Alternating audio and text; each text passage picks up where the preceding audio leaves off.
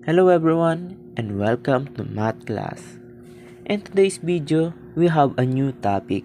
But before we start, I'm going to introduce myself. I am Miguel Christian Ibarra from BS Ed major in mathematics. So, I have a question.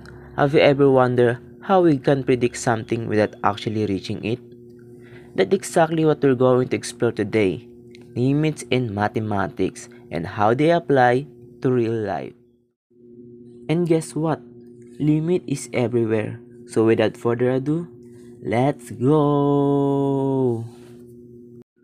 So, what exactly is a limit? Do you have any idea?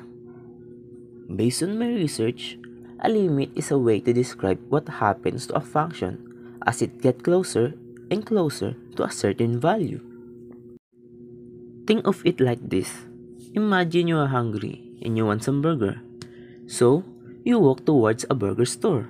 You get closer and closer, but until you actually go in front of the store, you are just approaching the final point. That's the idea of a limit. You're getting nearer to a value even if you don't actually reach it. Now, let's have an example. Imagine you are filling a glass with water. You keep pouring and pouring, getting closer to the top. The The limit here is a maximum amount of water the glass can hold. If you pour too much, the water overflows. It's like going beyond the limit in math. But if you pour carefully and get closer to a brim without spilling, you're actually approaching the limit without exceeding it. Now, here's another example. Think about running. If you're racing toward the finish line, you're getting closer and closer to it with every step. Even if you haven't crossed it yet, you're approaching the limit of a race distance. In math, we use limits to describe this kind of approach, where we can predict a value based on how close we are getting. Our last example is, let's imagine you drop something like a ball. When you let go of an object, it falls towards the ground. Get closer to hitting the surface, it is approaching the limit, the floor. Even before it touches the ground, we can predict exactly where it will land, just like how limit works in math. Now, let's connect this to math by solving a problem using a table of values. Consider the function f of x is equal to x squared minus 1 divide or over x minus 1. If we try to substitute x is equal to 1, we will get the answer undefined.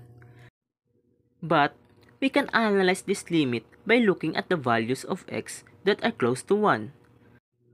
Now let's start to the left of 1. If our x is 0.9, our f of x is 1.9. If our x is 0.99, our f of x is 1.99. If our x is 0.999, our f of x will be 1.999. Now let's go to the right of 1. If our x is 1.1, our f of x is 2.1. If our x is 1.01, our f of x is 2.01. If our x is 1.001, our f of x is 2.001. From the table, as x get closer to 1 from both sides, f of x get closer and closer to 2. So we can conclude that the limit of f of x as x approaches to 1 is equal to 2.